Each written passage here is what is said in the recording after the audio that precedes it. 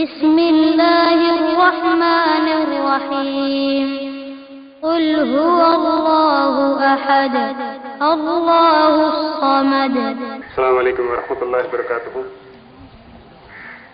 إن الحمد لله نحمده ونستعينه ونستغفره ونؤمن به ونتوكل عليه ونعوذ بالله من شرور أنفسنا ومن سيئات أعمالنا من يهد الله فلا مضل له ومن يضلله فلا هادي له وأشهد أن لا إله إلا الله وحده لا شريك له وأشهد أن محمدا عبده ورسوله. أما بعد فقد قال الله تعالى في محكم تنزيله العظيم الفرقان المجيد: أعوذ بالله من الشيطان الرجيم. بسم الله الرحمن الرحيم. يا أيها الناس اتقوا ربكم الذي خلقكم من نفس واحدة وخلق منها زوجها وبث منهما رجالا كثيرا ونساء واتقوا الله الذي تساءلون به والأرحام إن الله كان عليكم رقيبا. يا أيها الذين آمنوا اتقوا الله حق تقاته ولا تموتن إلا وأنتم مسلمون. فقال الله أيضا: يا أيها الذين آمنوا اتقوا الله وقولوا قولا سديدا يصلح لكم أعمالكم ويغفر لكم ذنوبكم ومن يطع الله ورسوله فقد فاز فوزا عظيما. فقال الله أيضا: ومن أحسن قولا ممن دعا إلى الله وعمل صالحا وقال إنني من المسلمين. ولا تستوي الحسنة ولا سيئة ادفع بالتي هي أحسن فإذا الذي بينك وبينه عداوة وأنه ولي حميم. صدق الله العظيم. وقال نبينا صلى الله عليه وسلم: المسلم من سلم المسلمون من لسانه ويده. எல்லா புகழும் ஏக இறைவனாகிய அல்லாஹ் ஒருவனுக்கே உரித்தாகட்டுமாக. அவனுடைய சாந்தியும் சமாதானமும் அண்ணலம் பெருமானா நபிகள் நாயகம் ஸல்லல்லாஹு அலைஹி வஸல்லம் அவர்கள் மீதும் அவர்களின் அடியற்றி வாழ்ந்து மறைந்த உத்தம சத்திய சஹாபாக்கள், சஹாபிய பெண்மணிகள் மற்றும் உள்ள மோமின்களான முஸ்லிம்களான ஆண் பெண் அனைவரின் மீதும், குறிப்பாக இறைவன் நமக்கு விதித்திட்ட கட்டளையாகிய ரமலான் என்கின்ற ஒரு மாதத்தில் இறைவனுக்காக, இறை நினைவிற்காக பசித்திருந்து தாகித்திருந்து இரவிலே விழித்திருந்து அவனை நினைவு கூர்ந்த அந்த கடமையான ஒரு மாத கால நோன்பு என்கின்ற மிகப்பெரிய வணக்கத்தை முடித்துவிட்டு இந்த நேரான பாதையிலே நம் அனைவரையும் செலுத்தியமைக்காக வல்ல இறைவனை பெருமைப்படுத்தும் விதமாக, நன்றி கூறும் விதமாக இந்த பெருநாளுடைய தினத்திலே அவனுடைய தூதர் காட்டி தந்த வழிமுறைப்படி அந்த தொழுகையை நிறைவேற்றிவிட்டு இறை நினைவை நினைவு கூறுவதற்காகவும் அல் குர்ஆன் மற்றும் ஹதீஸிலிருந்து உபதேசங்களை செவியேற்பதற்காகவும் ஒன்று ஒழுங்குள்ள நம் அனைவரின் மீதும் வல்ல இறைவனுடைய சாந்தியும் சமாதானமும் என்றென்றும் நின்று நிலவட்டுமாக. அன்புக்குரிய சகோதர சகோதரிகளே, அருமை பெரியவர்களே, வல்ல அல்லாஹ் தன்னுடைய திருமறைகளை சொல்லி காட்டுகின்றான்: வலி துகப்பிருல்லாஹ் அலா மா ஹதாக்கும் வ லஅல்லக்கும் தஷ்குரூன். நீங்கள் என்னை பெருமைப்படுத்துங்கள், எனக்கு நன்றி செலுத்துங்கள். எதற்கு தெரியுமா? உங்களை எல்லாம் நேரான வழியை நான் செலுத்தினேன் இல்லையா? உங்களுக்கு இந்த நேரான பாதையை காட்டினேன் இல்லையா? மக்களில் எத்தனையோ பேர் தாங்கள் செல்ல வேண்டிய பாதை எது, தாங்கள் அடைய வேண்டிய இலக்கு எது, தங்களுடைய லட்சியம் எது, இந்த பிறப்பின் நோக்கம் எது என்று தெரியாமல் ஒரு கூட்டம் அசத்தியத்திலே தட்டெழுந்து போய் கொண்டிருக்கக்கூடிய நேரத்தில் உங்களை எல்லாம் இந்த நேரான பாதையிலே செலுத்தினோமே, அதற்காக நீங்கள் இந்த இறைவனை பெருமைப்படுத்துங்கள், இறைவனுக்கு நன்றி செலுத்துங்கள். வலி துகப்பிருல்லாஹ் அலா மா ஹதாக்கும் லஅல்லக்கும் தஷ்குரூன். இறைவன் 2ஆம் அதிகாரத்தினுடைய 185 வசனத்திலே நமக்கு இடுகின்ற கட்டளை. ஆக அந்த இறைவனை நன்றி செலுத்தும் விதமாக, பெருமைப்படுத்தும் விதமாக அல்லாஹ் அக்பர் என்கின்ற தக்பீரை இந்த நாளிலே நாம் அதிகமாக சொல்லிக் கொண்டிருக்கிறோம் இல்லையா? இறைவன் மிக பெரியவன், அல்லாஹுக்குத்தான் எல்லா புகழும், அல்லாஹ் ஒருவன் தான் அனைத்து பெருமைகளுக்கும் உரியவன், அல்லாஹ் ஒருவன் தான் மிக மிக பெரியவன் என்கின்ற இந்த தக்பீர் முழக்கத்தை நாம் ஒவ்வொரு முறையும் சொல்லும் பொழுதெல்லாம் மூமின்களாக, முஸ்லிம்களாக இருக்கக்கூடிய நாம் ஒவ்வொருவருடைய மனதிலும் எழ வேண்டிய எண்ணம் என்ன தெரியுமா?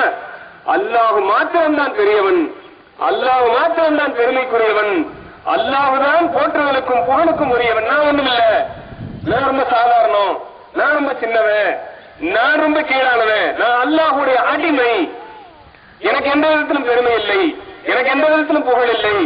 எல்லா புகழும் எல்லா பெருமையும் அல்லாஹ் ஒருவனுக்குத்தான் சொந்தம். அல்லாஹ் அக்பர். வலி துகப்பிருல்லாஹ் அலா மா ஹதாக்கும் வ லஅல்லக்கும் தஷ்குரூன்.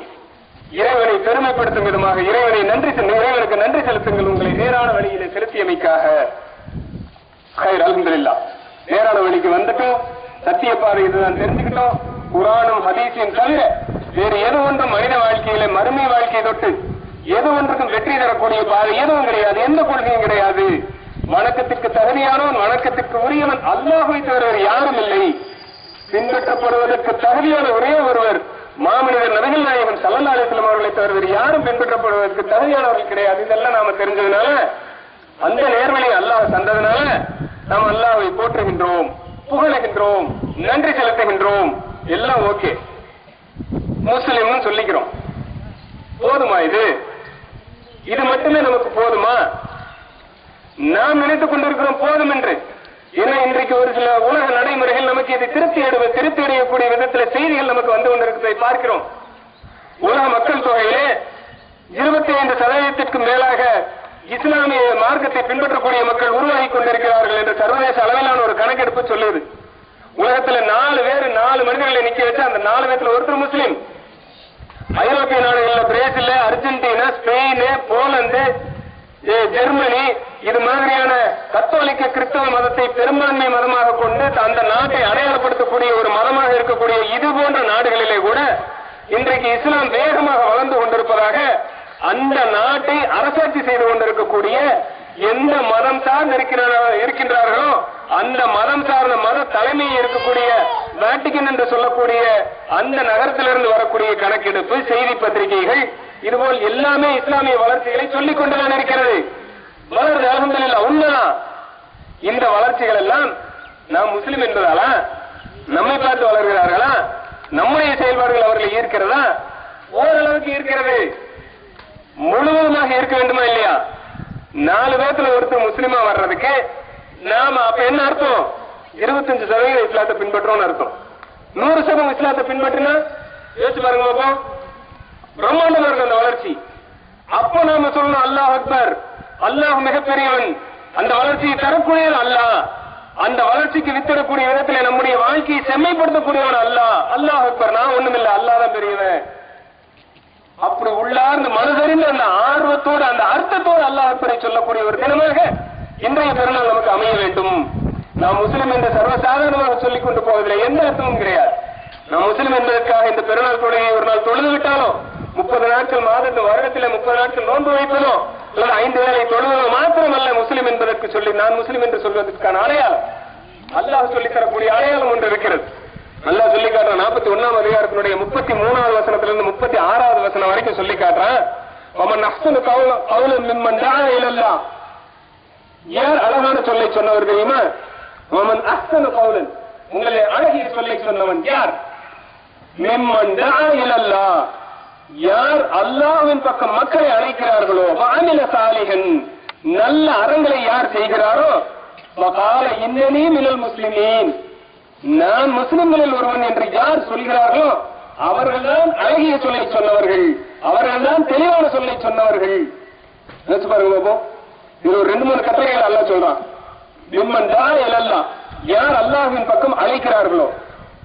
அப்போ அல்லாஹ்வின் பக்கம் அழைக்க வேண்டிய அழைப்பு பணி என்பது நம் மீது சாட்டப்பட்டிருக்கிற கடமை. அந்த கடமையை செய்யாமல் நாம் நம்மை முஸ்லிம்கள் என்று சொல்லிக் கொள்வதற்கான உரிமை இல்லை. அல்லாஹ் சொல்றான், வல்தகும் மின்கும் உம்மத்துன் யதுஊன இலல் கைர் வயஅமுருன பில் மஅரூஃபி வயன்ஹவுன அனில் முன்கர் வஉலாயிக ஹுமுல் முஃப்லிஹூன்.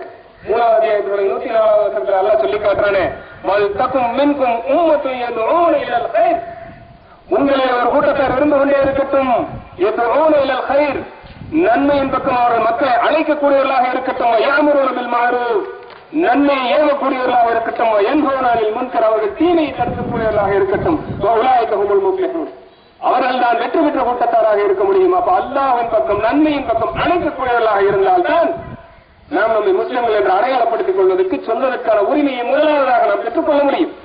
அப்ப அந்த அழைப்பு பணியில நாம் எந்த அளவுக்கு நாம் கவனம் செலுத்துகின்றோம் என்பதை யோசித்து பாருங்கள். இன்றைய கால சூழ்நிலையில தௌஹீதை சொல்லக்கூடிய ஒரு சிறு கூட்டமைப்பாக ஒரு குழுவாக இந்த நகரத்தில் நாம் நம்மை அடையாளப்படுத்திக் கொண்டு இந்த அல்லாஹ்வை மாத்திரம் தூய்மையான விதத்தில் அல்லாஹ்வுக்கு மாத்திரமே நம்முடைய வணக்க வழிபாடுகளை பரிசுத்தமாக செலுத்திக் கொண்டிருக்கிறோமே. வணக்கத்தை களப்பற்ற முறையிலே மார்க்கத்தை களப்பற்றதாக அல்லாஹ்விற்காக உரித்தாக்க வேண்டும் என்று அல்லாஹ் கட்டளையிட்டான் அல்லவா? அந்த கட்டளைக்கு செவியேற்றவர்களாக கட்டுப்பட்டவர்களாக நாம் நம்மை ஆக்கிக் கொண்டிருக்கின்றோமே. இந்த அழைப்பு பணியை பரவலாக்க வேண்டும். இந்த அழைப்பு பணியை நாம் அறிந்து கொண்ட இந்த சத்தியத்தை பெருமக்களுக்கும் எடுத்துச் செல்லக்கூடிய விதத்தில் நம்முடைய செயல்பாடுகளை அமைத்துக் கொள்ள வேண்டும். அதற்காக சொல்ல வேண்டும் அல்லாஹ் அக்பர், அதற்காக இறைவனுக்கு செலுத்த வேண்டும் நன்றியை. வலித்து கப்துல்லாஹ் அலா மா ஹதாக்கும் வலஅல்லக்கும் தஷ்குரூன், உங்களை இந்த நேரான பாதையிலே செலுத்தியமைக்காக இறைவனை பெருமைப்படுத்துங்கள், இறைவனுக்கு நன்றி கூறுங்கள். அப்ப அழைப்பு பணியை செய்வதிலே முதலாவதாக நாம் இருக்க வேண்டும். முதலாவதாக சொல்லக்கூடிய அல்லாஹ்வின் பக்கத்திலே அழைக்கக்கூடியவர்களாக நாம் இருக்க வேண்டும். அமில சாலிஹன், நல்ல அறங்களை செய்யக்கூடியவர்களாக இருக்க வேண்டும். யார் நல்ல அறங்களை, நான் அல்லாஹ்வை நம்பியவனாக அல்லாஹ்வின் பக்கம் மக்களை அழைத்தவர்களாக, அதுபோல என்னுடைய அறங்களை அமல்களை நல்லவையாக மாற்றிக்கொள்வேனே. ஆனால் நான் சொல்லிக் கொள்ளலாம் நான் முஸ்லிம் என்று, இல்லைன்னா நமக்கு சொல்ற உரிமை கிடையாது. அல்லாஹ் சொல்லக்கூடிய கண்டிஷன் இது, எந்த மனிதனும் இன்னொரு மனிதனுக்கு போடக்கூடிய நிபந்தனை கிடையாது. எல்லாவற்றையும் படைத்த இறைவன் நமக்கு போடக்கூடிய நிபந்தனை. அப்ப நாம் அல்லாஹ்வின் பக்கம் அழைக்கக்கூடியதில் இந்த அழைப்பு பணியிலே நாம் தெளிவாக இருக்க வேண்டும். அதுபோக நாமும் நல்ல அறங்களை செய்ய வேண்டும். இந்த ரமலானுடைய மாதத்திலே நாம் எத்தனையோ நல்ல காரியங்களை செய்திருப்போம். தர்மம் செய்யறதிலிருந்து, திக்ரு செய்யறதிலிருந்து, வணக்க வழிபாடுகளில் ஈடுபட்டதிலிருந்து, நோன்பு வச்சதிலிருந்து எல்லாமே நல்ல காரியங்களை செய்திருப்போம். அதுக்கு இன்றோடு மூடு விழா, இன்றோடு நிறைவு விழா நடத்திவிட்டு நாம் அன்றாட பணிகளை செய்வதற்காக நாளையிலிருந்து சென்று விடக்கூடாது. அப்ப ஆண்டு முழுவதும் நாம் இதே நினைவோடு, இதே திக்ரோடு, இதே வழிபாட்டு செயல்பாட்டு முறைகளோடு நாம் இருக்க வேண்டும் என்பதற்காக சொல்ல வேண்டும் அல்லாஹ் அக்பர். இறைவன் மிகப்பெரியவன், என்னை இதே மாதிரி ஆண்டு முழுவதும் ஆயுள் முழுவதும் இறைக்க வைக்கின்றானே அந்த இறைவன் மிகப்பெரியவன், அந்த இறைவனுக்கே எல்லா புகழும் அல்லாஹ் அக்பர். இதுதான் இன்னைக்கு நாம தக்பீர் அதிகமா சொல்றதனுடைய தத்துவமும் தாத்பரியம். சும்மா மந்திர சொல்லாக அல்லாஹ் அக்பர் என்பதை சொல்லிக் கொண்டு போவதல்ல. அப்புறம் என்ன, நாம் நம்மை முஸ்லிம் என்று சொல்லிக் கொள்வது. இந்த முஸ்லிம் என்பதற்காக அல்லாஹ் சொல்லக்கூடிய இலக்கணம் இது. அல்லாஹுடைய தூதர் நபிகள் நாயகம் ஸல்லல்லாஹு அலைஹி வஸல்லம் அவர்கள் சொல்லக்கூடியது முஸ்லிம் என்பதற்கான இலக்கணம் என்ன. புகாரியில 10வது செய்தியாக, புகாரியினுடைய ஆரம்ப பாகங்களிலே நீங்க இந்த பாடத்தில் இந்த ஹதீஸை பார்க்கலாம். அல் முஸ்லிமு மன் சலிமன் முஸ்லிமூன மின் லிசானிஹி வ யதிஹி. ஒரு முஸ்லிம் தன்னை முஸ்லிம் என்று சொல்லிக் கொள்வதற்கு தகுதியானவர் யார் தெரியுமா? அவருடைய கைகளாலும் நாவாலும் யார் பாதுகாப்பு பெற்று விட்டார்களோ அவர்தான் தன்னை முஸ்லிம் என்று சொல்லிக் கொள்ள முடியும். இந்த ஹதீஸ் என்னால உங்கள யாருக்கும் என்னுடைய சொல்லாலோ என்னுடைய செயலாலோ உங்களுக்கு எந்த தீங்கும் வரக்கூடாது, எந்த தொல்லையும் என்னால் ஏற்படக்கூடாது. அப்பதான் நான் முஸ்லிம். என்னால் ஒரு சிறு துன்பமோ துயரமோ தொல்லையோ உங்களுக்கு ஏற்பட்டால் என்னுடைய சொல்லாலோ என்னுடைய செயலாலோ உங்களுக்கு ஏற்பட்டு விடுமே, ஆனால் நான் முஸ்லிம் என்று சொன்னால் நான் போய் சொல்றேன், முஸ்லிம் இல்ல. அல்லாஹ்வுடைய தூதர் அப்படிதான் சொல்லி காட்டுறாங்க. அல் முஸ்லிமு மன் சலிமல் முஸ்லிமூன மின் லிசானிஹி வ யதிஹி. எந்த முஸ்லிமான பிற மக்கள் ஒரு முஸ்லிமுடைய சொல்லாலோ செயலாலோ காயம்படவில்லையோ தொல்லை தரப்படவில்லையோ அவன்தான் முஸ்லிம் என்று சொல்லிக் கொள்வதற்கான சரியான அடையாளம். யோசிச்சு பாருங்க பார்ப்போம். இப்படியான வாழ்க்கை நம்முடைய வாழ்க்கை அமைந்து விட்டால், முதல்ல சொல்லி காட்டின இந்த ஐரோப்பிய நாடுகளிலே இஸ்லாமிய எழுச்சி ஏற்பட்டுக் கொண்டிருக்கிறது என்பது அது மிக பிரம்மாண்டமான வளர்ச்சியாக இருக்காதா? உண்மையில ஒரே ஒரு உதாரணம் பாருங்க. ஒரு யூத இளைஞன், ஒரு எல்லாருமே கேள்விப்பட்ட இது வரலாற்று சம்பவம் தான். ஒரு யூத இளைஞன் ஒரு இஸ்லாமிய தோற்றத்தில் உள்ள ஒரு வயதான ஆள், கொஞ்சம் வயது கூடிய ஒரு ஆளை கண்டமேனி பேசுறான். பொது இடத்துல வச்சு பயங்கரமா திட்டுறாரு.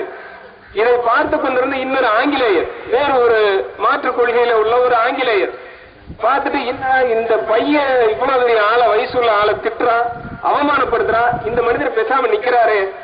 அந்த சலசலப்பு முடிஞ்சதுக்கு அப்புறம் அந்த பெரிய வயதுள்ள தோற்றமுடைய அந்த நபரிடத்துல சென்று கேட்கிறார், அவர் உங்களை திட்டினார், அந்த பையன் திட்டினா ஏசுனா நீங்க நினைச்சு அவங்க திருப்பி தாக்கி இருக்க முடியும், அதுக்கு தெம்பும் தைரியம் உங்களுக்கு இருக்கிற மாதிரி தான் இருக்கு, ஏன் அவர் எதுவுமே பண்ணல அப்படிங்கும் போது, நான் முஸ்லிம், அவர்கிட்ட நான் கடன் வாங்கியிருக்கேன், அவர் யூத மதத்தை சார்ந்தவர், அவரிடத்துல நான் கடன் வாங்கியிருக்கேன், என்னால சொன்ன தேதியில கடனை தர முடியவில்லை.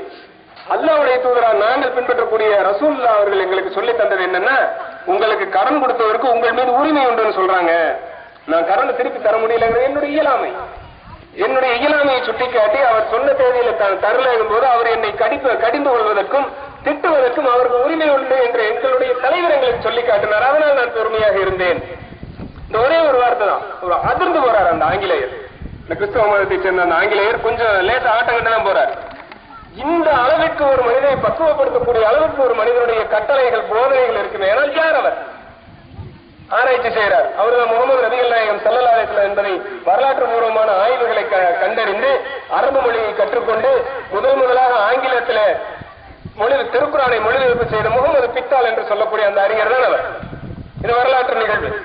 அப்போ கடன் கொடுத்தவருக்கு உங்கள் மீது உரிமை உண்டுங்கிற ஒற்றை வாசகத்தை பின்பற்றி ஒரு மனிதர், இந்த முகமது பித்தால் என்கின்ற ஒரு இஸ்லாமிய அறிஞர் உருவாவதற்கு ஆங்கில மொழியில திருக்குறான் மொழியாக்கம் வருவதற்கு ஒரு காரணமாக இருந்திருக்கிறது. இந்த ஒற்றை வரி, பல்லுகோ அன்னி வலவாயா, என்னை பற்றி ஒரு சிறு செய்தி இருந்தாலும் எடுத்து சொல்லிவிடுங்கள் என்று அல்லாஹ்வுடைய தூதர் நபிகள் நாயகம் ஸல்லல்லாஹு அலைஹி வஸல்லம் அவர்கள் சொன்னார்களே, அந்த ஒற்றை வரி ஒரு மனிதனை புறம் போட்டு திருப்பி போட்டு அவருடைய வாழ்க்கை பயணத்தையே மாற்றி அமைத்திருக்கிறது என்றால் 100% அல்லாஹ்வுடைய தூதருடைய அந்த போதனைகளை சொல் செயல் அங்கீகாரங்களை நாம் பின்பற்றினால் உலகத்தில் இந்த இஸ்லாமிய எழுச்சி, இஸ்லாத்தின் தாக்கம் எந்த அளவுக்கு இருக்கு யோசிச்சு பாருங்க. அப்ப இந்த இஸ்லாத்தை பற்றிய அழைப்பு பணியின் அவசியம் நமக்கு உணர்ந்திருந்தால் இந்த பகுதியில் நாம் எந்த அளவுக்கு வீரியமாக எடுத்துச் செல்ல வேண்டும், இந்த அழைப்பு பணியை எடுத்துச் செல்ல வேண்டும் என்பதை நீங்கள் கவனமாக யோசிக்க வேண்டும் என்பதற்குரிய சகோதரர்களே. இன்றைக்கு நாம் எடுத்துக்கொண்டிருக்கக்கூடிய இந்த ஒரு பொருள் தான், இந்த தலைப்பு மாற்றுவது மட்டும்தான். அழைப்பு பணியினுடைய அவசியம் தான். இதை நாம் தெரிந்து கொண்டோமே ஆனால் இந்த ஒரே ஒரு செய்தியை வைத்து ஒரு மனிதர் இஸ்லாத்திற்குள் நுழைய முடியும் என்கின்ற அளவுக்கு ஒரு முஸ்லிமுடைய செயல்பாடு அமைந்திருந்தால் ஒட்டுமொத்த முஸ்லிம்களும் அல்லாஹ்வுடைய தூதர் நபிகள் நாயகம் ஸல்லல்லாஹு அலைஹி வஸல்லம் அவர்களுடைய வாழ்க்கை வழிமுறைகளை அப்படியே பின்பற்றி வாழ்ந்தோமேயானால் இந்த ஒட்டுமொத்த உலகத்தையும் புரட்டி போட்டு விடாதா, வரலாற்றிலே மாபெரும் எழுச்சி ஏற்படுத்தி விடாதா இந்த இஸ்லாமிய மார்க்கம்? அப்படி ஒரு மாற்றத்தை ஏற்படுத்துவதற்கான ஒரு நாளாக இதை நாம் அமைத்துக் கொள்ள வேண்டும். அதற்கான எல்லா வழிகளையும் எல்லா உதவிகளையும் அல்ல இறைவன் தர வேண்டும் என்பதற்காக இறைவனுக்கு செலுத்துங்கள் நன்றியை. இறைவனுக்கு புகழை செலுத்துவோம் அல்லாஹ் அக்பர் என்கின்ற தக்பீரின் மூலமாக. இதே இன்றைய செய்தியாக நாம் எடுத்துக்கொண்டு இன்றைய தினம் எப்படி இந்த 1 மாத காலம் என் இறைவன் எனக்கு ஹலாலாக்கியதை நான் தடுத்து வைத்திருந்தேனோ, அல்லாஹ் எனக்கு ஹலாலாக்கணும் தான், ஆனா அல்லாஹ் தடுத்திருக்க சொன்னா அந்த சாப்பாட்டை என் தண்ணி நான் ஒதுக்கி இருந்தேன். அல்லாஹ் எனக்கு ஹலாலாக்கின உறவு தான், பகல் வேலையில கூடாதுன்னு அல்லாஹ் சொன்னா ஒதுக்கி இருந்தேன் என்று ஹலாலான விஷயங்களை நாம் எப்படி தடுத்துக் கொண்டு நம்முடைய வாழ்க்கையில பக்குவப்பட்டவர்களாக இந்த 1 மாத காலத்தை பயிற்சி காலமாக எடுத்துக்கொண்டோமோ, அதே போல அழைப்பு பணியிலும் நம்முடைய வீரியம், நம்முடைய செயல்பாடுகள் அதிகப்படுத்தப்பட வேண்டும் என்கின்ற எண்ணத்தோடு அதிகமாக இறைவனை பெருமைப்படுத்தியவர்களாக, இறைவனை புகழ்ந்தவர்களாக இங்கிருந்து நாம் கலைவோம் இன்ஷா அல்லாஹ். வரக்கூடிய நாட்களிலே நாம் அதிகமாக நம்முடைய அழைப்பு பணிகளை செய்வதற்கான எல்லாவித உதவிகளையும் அல்லாஹ் அந்த வழிகளை அனைத்தையும் லேசாக்கி வைப்பானாக என்று உங்களுக்கும் எனக்குமாய் பிரார்த்தித்துக் கொண்டு என்னுடைய இந்த பெருநாள் உரையை முடித்துக் கொள்கின்றேன். அன்புக்குரிய சகோதரர்களே, பெருநாள் உரையை முடிக்கிறதுக்கு முன்னாடி ஒரு சின்ன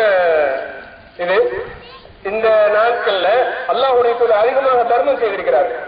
தர்மம் செய்வதும் கூட இத்தகுன்னார் வலவு பிஷிக்கி தம்ர், நீங்கள் ஒரு சிறு பேரித்தம்பழத்தின் துண்டையாவது தர்மமாக செய்து நரக நெருப்பை விட்டு காத்துக் கொள்ளுங்கள் என்று அல்லாஹ்வுடைய தூதர் நபிகள் நாயகம் ஸல்லல்லாஹு அலைஹி வஸல்லம் அவர்கள் சொன்னார்கள். ஆக நாம் அதிகமாக தர்மம் செய்யக்கூடியவர்களாக இந்த தர்ம சிந்தனையை வளர்த்துக் கொள்வதற்கான ஒரு நாளாக கூட இந்த பெருநாளை நாம் அமைத்துக் கொள்ள வேண்டும். லா துக்ஸி ஃபயுக்ஸி அல்லாஹ் அலைக்கி என்று அல்லாஹ்வுடைய தூதர் கட்டளை இடுறாங்க. நீ கணக்கு பார்க்காத, அல்லாஹ் உனக்கு கணக்கு பார்த்து விடுவான் என்றும் அல்லாஹ்வுடைய தூதர் சொல்லி காட்டுகின்றார்கள். லா தூஇ ஃபயுஇ அல்லாஹ் அலைக்கி, நீ முடிந்து வைத்துக் கொள்ளாதே, அல்லாஹ்வுடைய பாதையில கொடுக்காமல் முடிந்து வைத்துக் கொள்ளாதே, அல்லாஹ் உனக்கு கொடுக்காமல் முடிந்து வைத்துக் கொள்வான் என்று அல்லாஹ்வுடைய தூதர் கட்டளையிட்டார்கள். ஆகவே கணக்கு பார்க்காமல் முடிந்து வைத்துக் கொள்ளாமல் அல்லாஹ்வுடைய பாதையில அதிகமாக தர்மம் செய்தால் அதுவும் நமக்கு ஒரு நல்ல மாற்றத்தை ஏற்படுத்தி தரும். மறுமையில வெற்றிக்குரிய பாதையில இலகுவான வழியை இந்த தர்மம் ஏற்படுத்தி தரும் என்பதை நாம் கவனத்தில் கொண்டு இன்றைக்கு நீங்கள் அதிகமாக தர்மமும் செய்யுங்கள். இன்னைக்கு நம்ம திருப்பூர் மாவட்டத்தினுடைய MS நகர்ங்கிற ஒரு பகுதியில அல்லாஹ்வுடைய ஆலயம் அமைய வேண்டும் என்பதற்காக சொந்தமாக ஒரு இடம் வாங்கப்பட்டு அதுல மிகப்பெரிய பொருளாதார பின்னடைவுகளுக்கு இடையில, மிகப்பெரிய பொருளாதார சிக்கல்களுக்கு இடையில அந்த இடத்தை கிரயம் பண்ணணும்னு சொல்லி ஒரு ஒப்பந்தம் போட்டு அந்த ஒப்பந்த காலம் தாண்டியும் கூட இன்னமும் முழு தொகையை தர முடியாத அளவுக்கு ரொம்ப சிரமமான சிக்கலான நிலையில அந்த சகோதரர்கள் இருக்கிறாங்க. அவர்கள் உங்களுடைய உதவியை நாடி இருக்கிறார்கள். உங்களை போன்ற தாராள உள்ளம் படைத்தவர்களுடைய பொருளாதார உதவிகள் தான் நம்மை போன்ற தௌஹீதை சொல்லக்கூடிய மக்களுக்கான கேந்திரங்களை தமிழகம் எங்கும் அமைத்துக் கொண்டிருக்கின்றது. உங்களுடைய கைகள் வாரி வழங்கும் அளவிற்கு விரிந்து பறந்து சென்றால்தான் ஏக இறைவனை மட்டுமே வணங்கக்கூடிய ஆலயங்கள் நிறைய உருவாவதற்கு வாய்ப்பாக அமையும். ஆகவே தாராளமாக உதவி செய்யுங்கள் என்பதையும் அன்போடு கேட்டுக்கொள்கின்றோம். சகோதரர்களே, கலைஞ்சு போறதுக்கு முன்னாடி அல்லாஹ் இடத்துல எல்லாரும் பாவம் பண்ணிக்கிறேன். அல்லாஹ் இடத்துல துஆ செய்யுங்க. துஆ செய்ய மறந்துடாதீங்க. நமக்கு நம்மை எதிர்க்கக்கூடிய மாற்று கருத்துள்ள மக்கள் இடத்துல இப்ப ஒரு பரவலான ஒரு பார்வை இருக்கு, தவறான பார்வை தான். நாம துஆ செய்ய மாட்டோம், ஒரு தவறான பார்வை, அது பொய்யா சொல்லப்பட்டது. அதை மேய்ப்பிக்கக்கூடிய விதத்துல நிறைய அவசரமா எந்திரிச்சு போறதை பாக்குறோம். அப்படி யாரும் தயவு செய்து எழுந்து போக வேணாம். அல்லாஹ் இடத்துல துஆ செய்யுங்கள், பாவ மன்னிப்பு கேளுங்கள். இந்த மார்க்கத்திலேயே நிலைச்சிருக்கணுங்கிறதா துஆ செய்யுங்க. அல்லாஹும்ம யா முகல்லிபல் குலூப், இறைவா உள்ளங்களை பொறுத்து புரட்டக்கூடிய இறைவா, சப்பித்த கல்வி அலா தீனிக்க, என்னுடைய உள்ளத்தை உன்னுடைய மார்க்கத்தில் நிலைப்படுத்துவாயாக. அல்லாஹ்வுடைய தூதர் கேட்ட துஆ. அல்லாஹ்வுடைய தூதரே இப்படி துஆ கேட்கிறாங்கன்னா நாம என்ன பண்றது? அல்லாஹ்வுடைய தூதர் இந்த மார்க்கத்தில் நின்று உறுதியாக நின்ற அளவுக்கு நம்மால் நிற்க முடியுமா? அவர்களே இந்த மார்க்கத்தில் உள்ளத்தை உறுதிப்படுத்தி வைக்க வேண்டும் என்று அல்லாஹ்விடத்துல கேட்டால் நாமும் கேட்டுத்தானே ஆகணும். ரப்பனா லா துஸிக் குலூபனா பஅத இத் ஹதைதனா, எங்களுடைய இறைவா எங்களுடைய உள்ளங்களை தடம்புரள செய்து விடாதே, இந்த நேர்வழியிலே செலுத்திய பிறகு எங்களை தடம்புரள செய்து விடாதே, இன்னக அன்தல் வஹ்ஹாப், நீதான் அனைத்து பிரார்த்தனை ஏற்றுக்கொள்ளக்கூடியவனா இருக்கிறாய். எந்த துஆவை கேளுங்க. அதே போல எத்தனையோ பாவங்களை செஞ்சிருப்போம். இந்த ஒரு மாசம் நாம நம்முடைய பாவங்கள் இருந்து ஓரளவு தவிர்த்திருப்போம், மீண்டிருப்போம். மீண்டும் அந்த பாவத்துக்கு நாம் வச்ச முற்றுப்புள்ளியாக இந்த ரமலானுடைய மாதம் இருக்கணும். பாவத்துக்கு கமா போற மாதிரி இருக்கக்கூடாது, மீண்டும் தொடர்ந்து போற மாதிரி.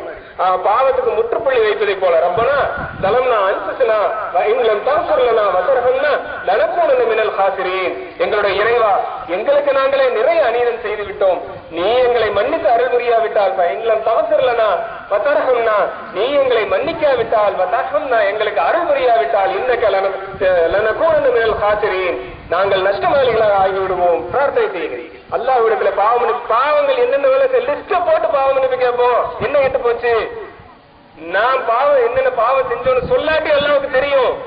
அல்லாஹ்வுடைய பதிவாளர்கள் பதிவு செய்யறாங்க, பதிவு செய்யாட்டி அல்லாஹ்வுக்கு தெரியும். ஆனாலும் நம்முடைய இயலாமையை நம்முடைய தவறுகளை இறைவனிடத்துல ஓபன் ஸ்டேட்மெண்டா ஒத்துக்கொண்டு பாவ மன்னிப்பு கேட்கும் போது அல்லாஹ் மகிழ்கிறான். பாவ மன்னிப்பை தராமல் இருப்பதற்கு அல்லாஹ் வெட்கப்படுகிறான் என்பதையெல்லாம், அல்லாஹ் நம் மீது தயால குணமுடையவன் இரக்க குணமுடையவன் என்பதையெல்லாம் சிந்தையில வைத்து அல்லாஹ்விடத்துல பாவ மன்னிப்பு செய்தவர்களாக, அல்லாஹ்வை அதிகம் பெருமைப்படுத்தியவர்களாக, அல்லாஹ்வுடைய பாதையில அதிகமாக தர்மம் செய்தவர்களாக இந்த இடத்தை விட்டு நாம் அனைவரும் களைவோமாக. வல்ல இறைவன் நம் அனைவருக்கும் இந்த ரமலானுடைய வணக்கத்தின் மூலமாக, இதன் மூலம் பெற்ற பயிற்சியிலிருந்து இந்த ஆண்டு முழுவதும் இந்த ஆயுள் முழுவதும் நாம் நல்ல முஸ்லிம்களாக வாழக்கூடியவர்களாகவும், அதே போல பிற மக்களுக்கும் இந்த இஸ்லாத்தை எடுத்துச் சொல்லக்கூடிய நல்ல மக்களாக மாற்றி, அதன் மூலம் இந்த உலகத்திலும் மறு உலகத்திலும் நம் அனைவரையும் வெற்றியை சொர்க்கம் என்னும் வெற்றிக்கு அழைத்து செல்லக்கூடிய வழியிலே நம் அனைவரும் அல்லாஹ் ஆக்கியருள்வானாக என்ற பிரார்த்தத்தை என்னுடைய உரையை முடித்துக் கொள்கின்றேன். வாஹிர் தாவானா அல்ஹம்துலில்லாஹி ரப்பில் ஆலமீன். அஸ்ஸலாமு அலைக்கும் வரஹ்மத்துல்லாஹி வபரகாத்துஹு. சுப்ஹானக்கல்லாஹும்ம வ பிஹம்திக அஷ்ஹது அன் லா இலாஹா இல்லா அன்த அஸ்தக்ஃபிருக வ அத்தூபு இலைக்.